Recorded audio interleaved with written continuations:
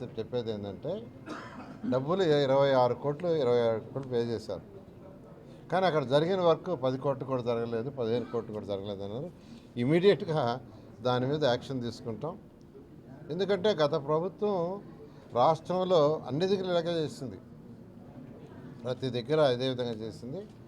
దీని మీద చేసాం. తర్వాత యాక్చువల్గా ఇవాళ ఎమ్మెల్యేలతో వాళ్ళందరితో మాట్లాడటం, వాళ్ళ సమస్యలు డిస్కస్ చేసాం. ఎల్ఆర్ఎస్ ఇచ్చాం. శాసనసభ్యుల యొక్క కోరిక మేరకు ఎల్ఆర్ఎస్ క్లియర్ చేసాము. రాష్ట్రంలో ఉన్న వాళ్ళందరినీ కూడా రిక్వెస్ట్ చేసేదంటే ఆ ఎల్ఆర్ఎస్ డేట్ ప్రకారం కంప్లీట్ చేసుకోండి. చాలా రూల్స్ అండ్ రెగ్యులేషన్స్ ఈరోజు అర్బన్ అథారిటీ మున్సిపాలిటీలో చాలా రూల్స్ అండ్ రెగ్యులేషన్స్ లిబరలైజ్ చేసాం. సెట్ బ్యాక్స్ లిబరలైజ్ చేసాం, లేఅవుట్స్కి చేసాం, బిల్డింగ్స్కి చేసాం.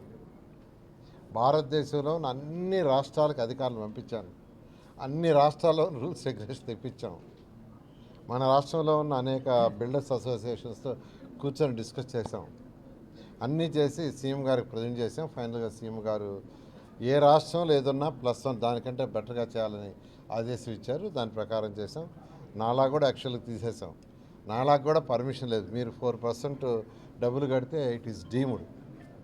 అట్లని అడ్డదిడ్డాలుగా చేస్తే కుదరదు. ఎందుకంటే ఏదైతే ప్రభుత్వ స్థలాలు కావచ్చు, అదేవిధంగా రివర్ కోర్స్ కావచ్చు, చెరువులు కావచ్చు, పార్కులు కావచ్చు, ప్రత్యేకంగా చంద్రమోహన్ రెడ్డి మీటింగ్లో కూర్చుంటే మీటింగ్ అయిన దాంట్లో సగం సేపు మాట్లాడింది ఏంటంటే ఒకటే, ఏదైతే 10% లేఅవుట్లో వదలాలో పిల్లలు ఆడుకోవడానికి కానీ లేదా ఏదైనా యాక్టివిటీస్కి కానీ గ్రీన్ అండ్ బ్లూకి ఎవరు లేఅవుట్ వేసినా 10% వదలా.